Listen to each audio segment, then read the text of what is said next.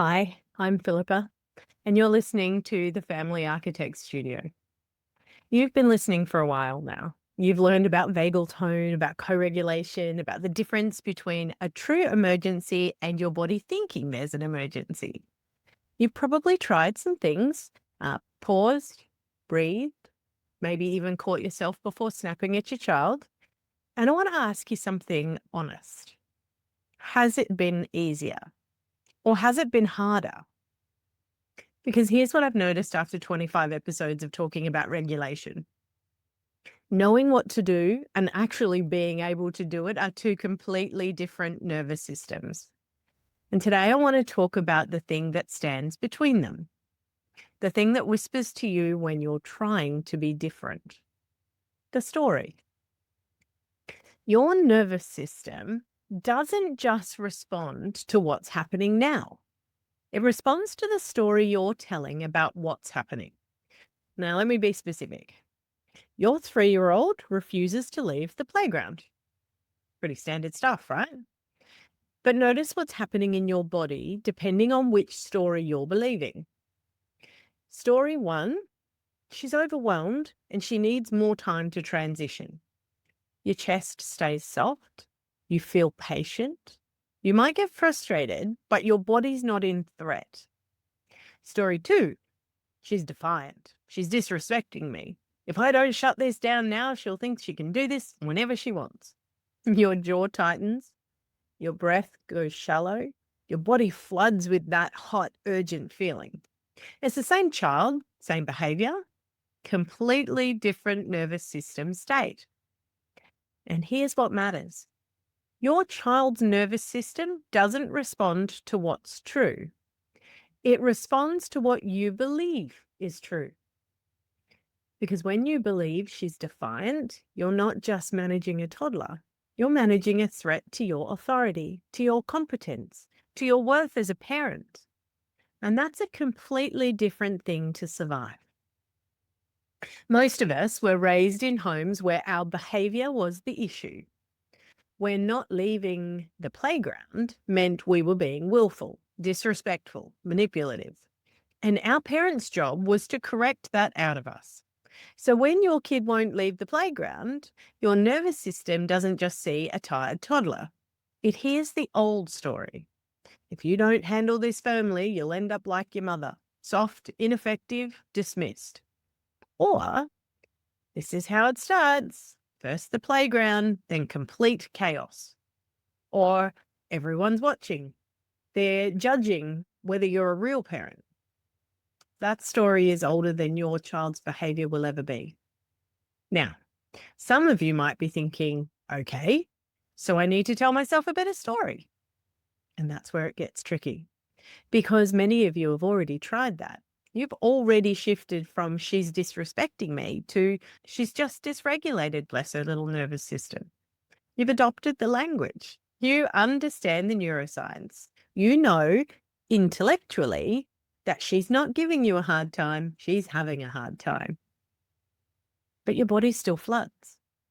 And then you feel guilty for flooding because now you're flooded and you're failing at being the calm parent you intellectually know you should be. And this is what I call the compassion trap. It's when you've upgraded your thoughts about your child, but haven't actually changed the nervous system story. The story your body believes isn't a thought. It's not something you can think your way out of. It lives in your sympathetic nervous system, in the parts of your brain that developed before you could even think at all. And it sounds like this. If I soften, bad things will happen. If I'm not vigilant, I'll fail. If I'm not in control, I'm negligent. Or love means sacrifice. Love means losing myself. Real parents don't have needs. Or the sneakiest one, other parents don't struggle with this. If I struggle, there's something wrong with me. These aren't thoughts. These are survival stories. And you can't think your way out of a survival story.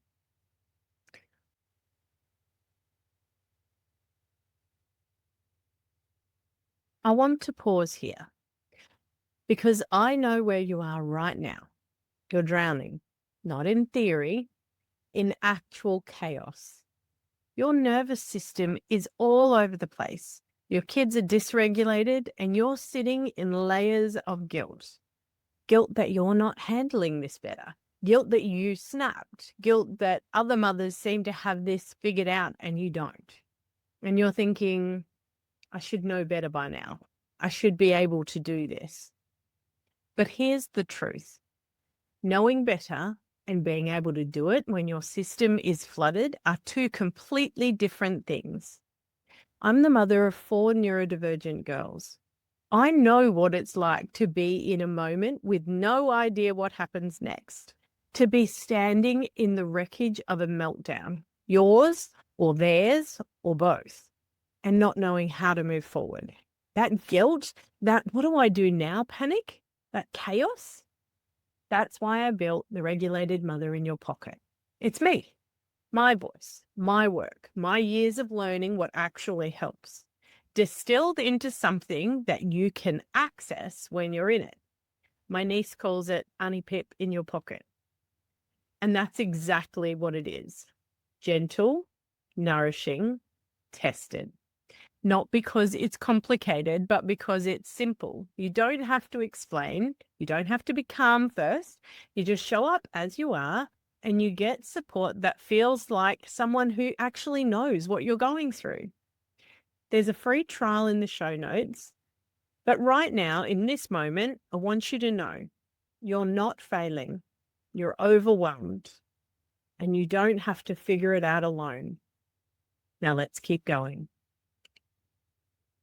I worked with one mum, and we'll call her Sarah. She was brilliant, articulate, had read literally every parenting book, could tell you the exact developmental stage her 4-year-old was in and why his behavior made sense. But every single morning, she was a wreck. The scramble to get out the door, the resistance, the slowness, it would trigger something in her that she couldn't stop.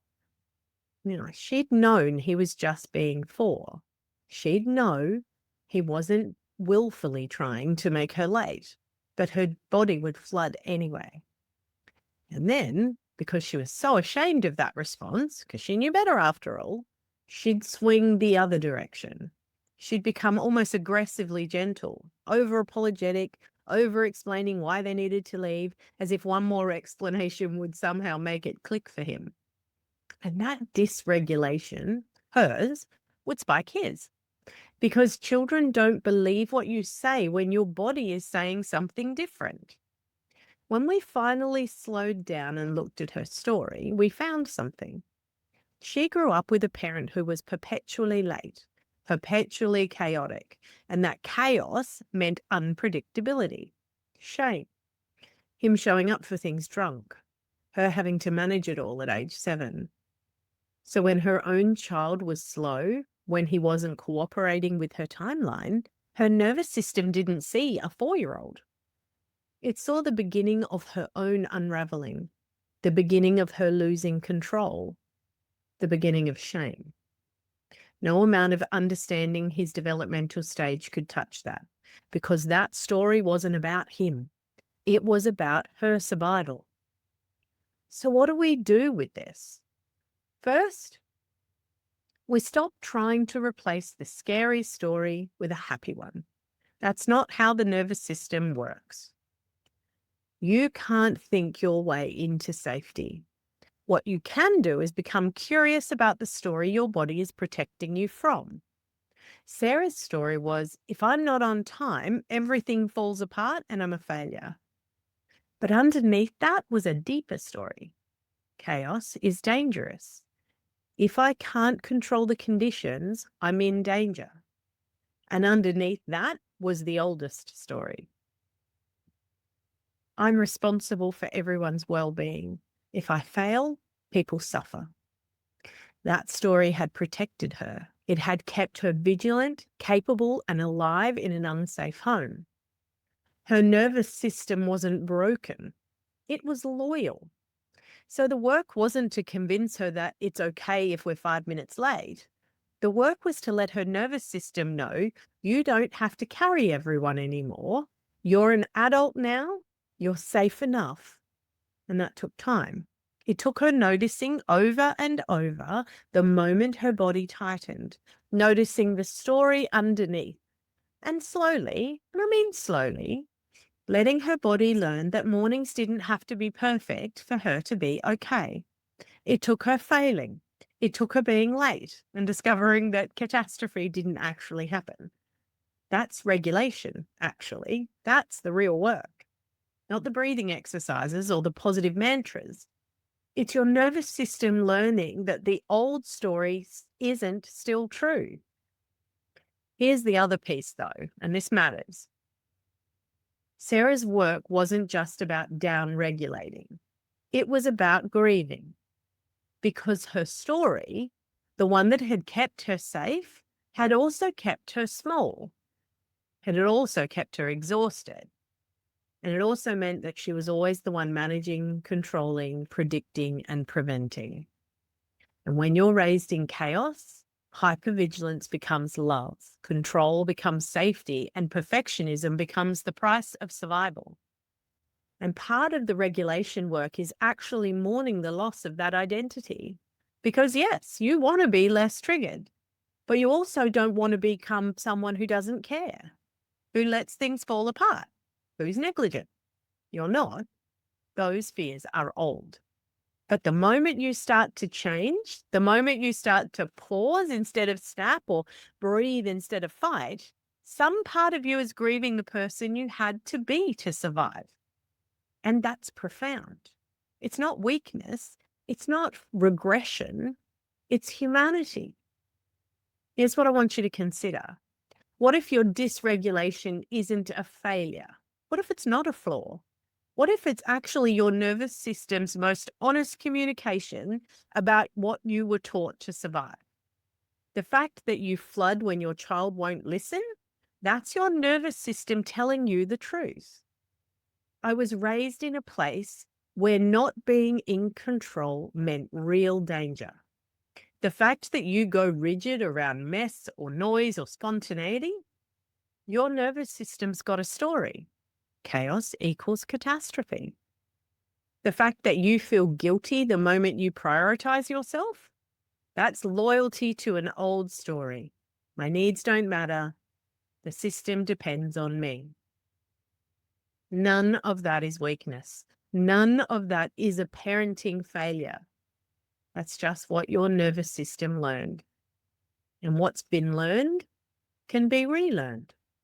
Not in the way we usually think about that, not through forcing yourself to be different, but through noticing, through slowing down, through letting your body gradually discover that the old story isn't still the truth. So if you're listening to this and thinking, yes, but how? Here's where I'd begin. Not with your child, with yourself. Pick one situation where you're regularly triggered. The morning rush, the witching hour, the bedtime battle, whatever it is. And the next time it happens, pause, not to fix it, but to notice it. Don't try to regulate yet. Don't try to be better. Just notice. What's the story underneath your response? Not the surface one, she's being defiant. The deeper one, the protection, the fear, the old lesson your body learned. If I'm not in control, I'm negligent. If I'm not perfect, I'm failing. If I can't manage this, everything falls apart. If I need anything, I'm being selfish. Whatever it is, just name it internally without judgment.